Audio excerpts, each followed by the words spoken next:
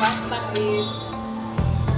Lease adalah sebuah perjanjian di mana lessor menyampaikan kepada lessee tentang adanya return of payment atau series payment, hak untuk menggunakan aset yang disepakati untuk periode waktu tertentu. Lease dapat dibatalkan hanya jika pada terjadinya terdapat beberapa remote contingency dengan persetujuan dari lessor. Jika penyewa masuk ke dalam kontrak baru yang sama atau aset yang setara dengan lessor yang sama. Terdapat pengecualian apabila penyewa membayar sejumlah biaya tambahan dan kelanjutan sewa cukup meyakinkan. Finance lease, suatu sewa yang secara substansial mengalihkan seluruh resiko dan manfaat yang terkait dengan kepemilikan aset. Resiko yang terkait dengan kepemilikan aset termasuk kemungkinan kerugian dari kapasitas yang tidak digunakan atau usangnya aset. Sedangkan manfaat yang terkait dengan kepemilikan aset adalah termasuk harapan operasi yang menguntungkan selama umur ekonomis aset dan harapan keuntungan dari kenaikan nilai aset atau realisasi akhir dari nilai sisa. Kepemilikan mungkin akan dipindahkan pada lessee sesuai dengan perjanjian sewa pembiayaan. Operating lease, suatu sewa yang tidak memenuhi kriteria yang ditentukan dalam finance lease.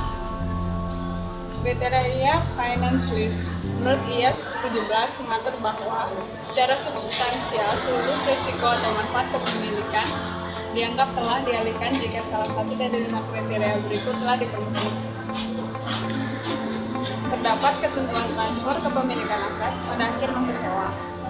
Sewa berisi opsi pembelian murah dan dipastikan bahwa opsi akan dieksekusi. Jika waktu sewa adalah sebagian besar dari umur ekonomis aset sewaan. Present value pada awal sewa dari pembayaran sewa minimum setidaknya sama dengan hampir seluruh nilai wajar aset sewaan. Kepemilikan akan mungkin untuk lolos ke lessee. Aktiva sewa guna usaha bersifat khusus sehingga hanya lessee dapat menggunakannya tanpa melakukan modifikasi. Indikator selanjutnya yang menunjukkan bahwa sewa mungkin dianggap benar menjadi finance lease. Jika penyewa dapat membatalkan sewa, kerugian lessor yang berkaitan dengan pembatalan harus ditanggung oleh penyewa. Keuntungan atau kerugian akibat fluktuasi nilai wajar dari nilai sisa terhutang kepada lessee. Penyewa guna usaha memiliki kemampuan untuk melanjutkan sewa untuk jangka waktu tambahan sewa. Sewa yang melibatkan tanah dan bangunan. Di bawah IAS 17, pembayaran sewa minimum pada awal masa sewa tanah dan bangunan, termasuk uang muka pembayaran, akan dialokasikan kepada elemen tanah dan bangunan secara proporsional dengan nilai wajar relatif. Apabila terdapat keadaan di mana pembayaran sewa tidak dapat dialokasikan kepada kedua elemen ini, maka seluruh sewa harus diklasifikasikan sebagai sewa pembiayaan atau finance lease, kecuali jelas jika merupakan sewa operasi atau operating lease. Selanjutnya saya akan menjelaskan jenis-jenis finance lease. Jadi finance lease itu dibagi menjadi 3. Yang pertama itu sales type lease, yang kedua itu adalah direct financing lease, dan yang ketiga adalah leverage lease. Yang pertama saya akan menjelaskan sales type lease. Sales type lease itu langsung contohnya aja. Jadi ketika dealer mobil memilih untuk menyewakan mobil untuk pelanggan sebagai pengganti penjualan yang sebenarnya dan sewa ulang peralatan saat sewa berakhir. Nah, selanjutnya direct financing lease. Jadi pada direct financing lease itu lessor tidak mengakui keuntungan atau kerugian atas transaksi selain pendapatan dana yang diperoleh selama masa sewa. Nilai wajar properti di awal sewa sama dengan kos atau nilai yang tercatat jika properti itu tidak balik. Kemudian pada direct financing lease, jenis transaksi ini paling sering melibatkan entitas yang terlibat dalam operasi pembayaran lessor. Biasanya lessornya itu merupakan bank atau lembaga keuangan lainnya. Yang ketiga itu merupakan leverage lease. Pada leverage lease ini merupakan bentuk khusus dari direct financing lease. Leverage lease ini memenuhi semua kriteria dari direct financing lease, tapi berbeda karena melibatkan setidaknya 3 pihak, yaitu lease, kreditur jangka panjang, dan lessor. Selanjutnya itu pengakuan dan pengukuran. Jadi accounting for lease itu saya akan menjelaskan operating lease-nya. Jadi pada operating lease harus dibebankan pada saat pembayaran dilakukan atau terhutang. IAS 17 menyatakan bahwa biaya sewa harus diakui secara sistematis dan mencerminkan pola waktu dari manfaat penggunaan walaupun jika pembayaran tidak atas dasar itu. Selanjutnya, pembayaran per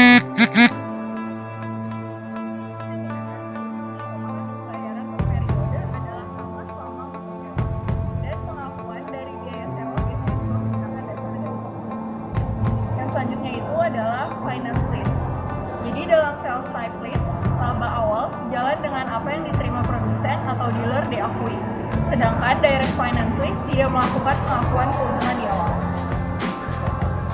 Pada sales type lease, lessor harus menentukan jumlah berikut.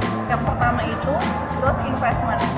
Jadi, gross investment atau lease receivable sama dengan jumlah minimum lease payment dari sumber pada lessor ditambah unguaranteed residual value yang didapat lessor. Dan perbedaan antara gross investment dan present value itu dari kedua komponen gross investment dicatat sebagai anak finance income. Present value dihitung menggunakan masa sewa dan implicit interest rate. Yang kedua itu fair value dari aset yang disewa. Fair value dari aset yang disewakan definisinya itu sama dengan normal selling price yang disesuaikan dengan setiap sisa saldo. Normal selling price dikurangi dengan PV unguaranteed residual value sama dengan PV MLP. Dan yang ketiga itu biaya. Menurut IAS 17, biaya langsung awal yang terjadi sehubungan dengan sewa harus dibebankan pada saat terjadinya.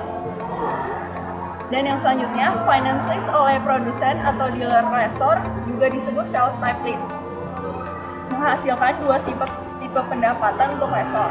Yang pertama itu gross profit or loss pada penjualan sama dengan profit or loss yang dihasilkan dari penjualan sekaligus pada harga jual normal. Dan yang kedua, finance income atau interest earned pada lease receivable yang akan tersebar selama masa sewa berdasarkan pola yang mencerminkan suatu tingkat pengembalian periodik yang konstan di kedua investasi si lessor yang beredar atau investasi kosmetik yang beredar sehubungan dengan sewa pembiayaan. Selanjutnya, saya akan membahas tentang leverage lease. Leverage lease didefinisikan sebagai finance lease yang disusun sedemikian rupa sehingga setidaknya ada 3 pihak yang terlibat, yaitu lessee, lessor, dan 1 atau lebih kreditor jangka panjang yang memberikan bagian dari pembiayaan akuisisi aset sewaan. Lalu sell leaseback transaction itu menggambarkan suatu transaksi di mana pemilik properti menjual propertinya dan kemudian menyewa kembali semua atau bagiannya dari pembeli, yaitu pemilik baru. Lalu ini sell leaseback transaction menurut IAS 17. Jika finance lease selisih penjualan hasil atas nilai tercatat sebelumnya tidak dapat diakui sebagai pendapatan dalam laporan keuangan seller leasing, itu harus ditangguhkan dan diamortisasi selama masa sewa. Jika operating lease dan terbukti transaksi terjadi pada nilai wajarnya, profit atau loss harus diakui segera. Lalu untuk lanjutannya, jika harga jual tidak sama dengan nilai wajarnya, maka pertama, jika harga jual di bawah nilai wajar, profit atau loss harus segera diakui. Yang kedua, jika harga jual di atas nilai wajar, kelebihan tersebut harus ditangguhkan dan diamortisasi selama periode aset digunakan. Lalu ini ada US GAAP comparison atau perbandingan dengan US GAAP. US GAAP menggunakan kriteria kuantitatif untuk mengklasifikasikan sewa baik sebagai operasi atau modal. IFRS didasarkan pada substansi transaksi atau untuk menilai apakah sejumlah besar nilai atau masa manfaat aset tersebut disampaikan kepada lessee. Jaminan pihak ketiga tidak termasuk dalam pembayaran minimum sewa. Sewa tanah dan bangunan dicatat bersama-sama kecuali tanah lebih besar dari 25% dari nilai properti. US GAAP tidak berisi bimbingan langsung tentang identifikasi derivatif yang melekat dalam sewa jika lessee memiliki saham dalam market value. Mengenai sell leaseback transaction, yaitu di mana perlakuan akuntansi dari perspektif seller lessee akan tergantung pada tingkat hak. Yang pertama itu substantially all, yang kedua minor, yang ketiga more than minor but less than substantially all. Selanjutnya sell leaseback involving real estate. Di bawah US GAAP ada 3 persyaratan yang perlu untuk perlakuan akuntansi sell leaseback. Yang pertama, sewa harus mencari penyewaan kembali yang normal. Yang kedua, masa pembayaran dan provisi harus cukup menunjukkan investasi awal dan berkelanjutan bayar resort dalam properti. Yang ketiga, masa pembayaran dan provisi harus mengalihkan seluruh risiko dan manfaat kepemilikan seperti yang ditentukan oleh kurangnya keterlibatan berkelanjutan oleh seller leasing. Terus sell leases involving real estate dividends under USD GAAP.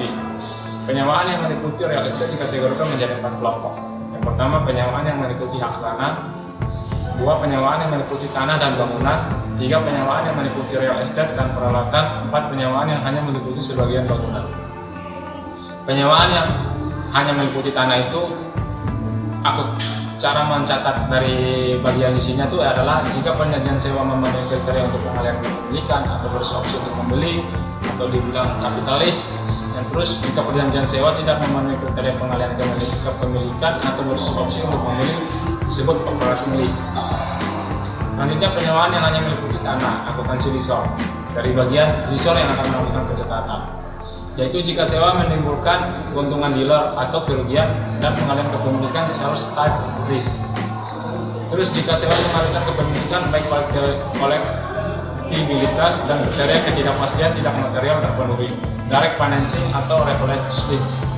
Jika sewa berisi opsi untuk membeli dan baik kolektibilitas dan kriteria ketidakpastian tidak material terpenuhi, direct financing, leverage atau operating lease.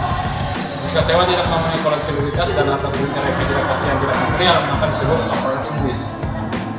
2. Penyewaan yang meliputi tanah dan bangunan. Dicatat dari bagian isi. Ketiga komponen tanah dan dari perjanjian sewa imaterial, yaitu di mana fair value dari tanah kurang dari 25% dari total fair value-nya, maka sewa harus diperhitungkan sebagai unit sewa tunggal. Lisi harus mengkapitalisasi sewa jika satu dari hal berikut ini terjadi. Yang pertama, masa sewa 75% atau lebih dari umum manfaat ekonomis properti.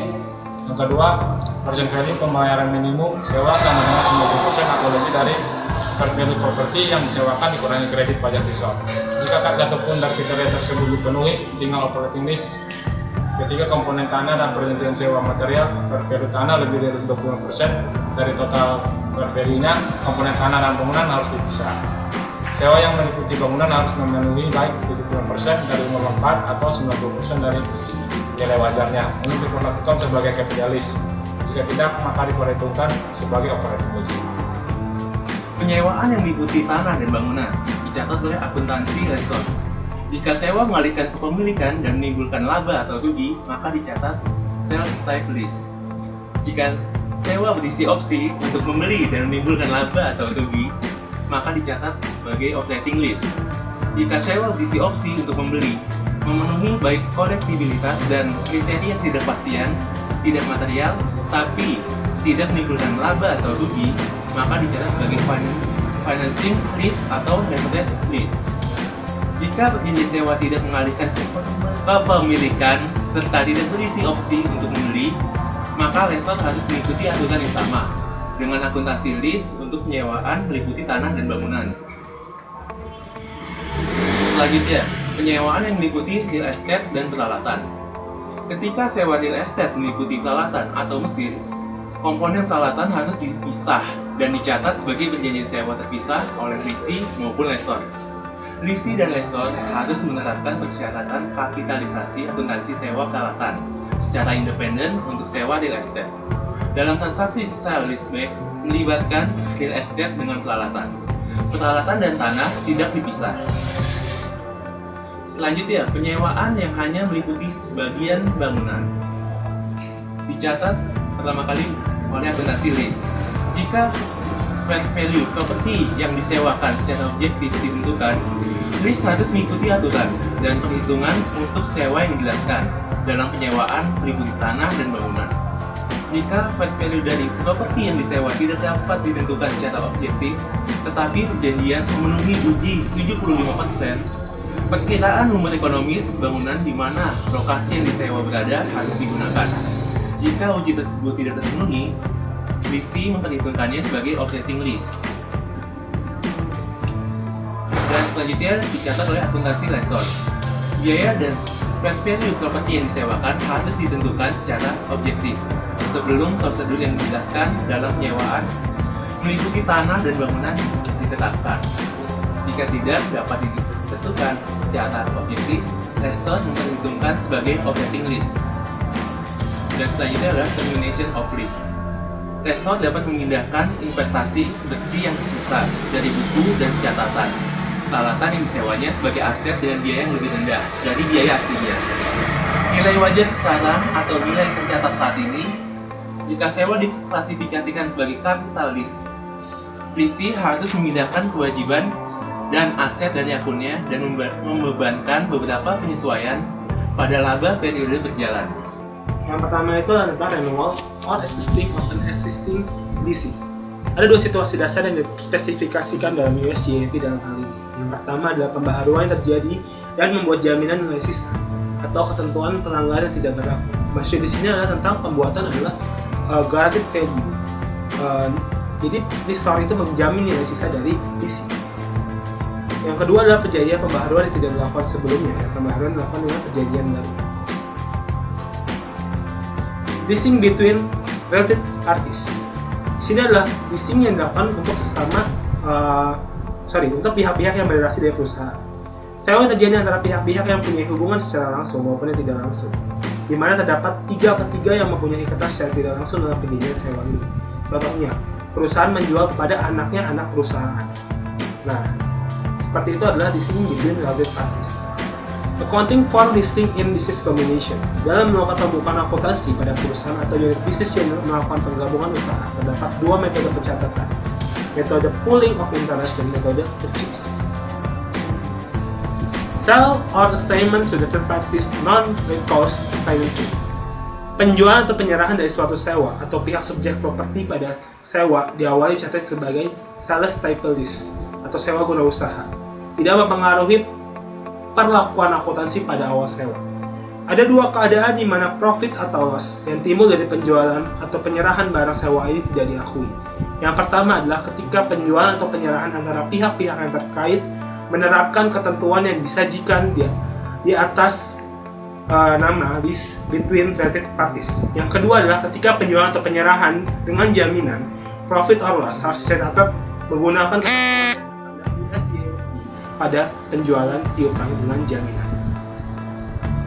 Money over money lease transaction adalah suatu kondisi di mana lessor mendapatkan pendanaan tanpa jaminan melebihi biaya aset yang disewa.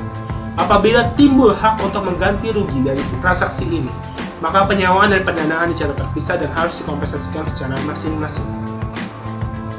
Acquisition of interest in residual value. Akuisisi bunga dalam nilai residual value dari aset yang disewa oleh perusahaan yang bisnis utamanya selain penyewaan atau pendanaan. Ini umumnya terjadi melalui penjualan sekaligus dari hak untuk memiliki aset yang disewa atau hak untuk menerima pendapatan dari penjualan aset yang disewa pada akhir jangka sewanya.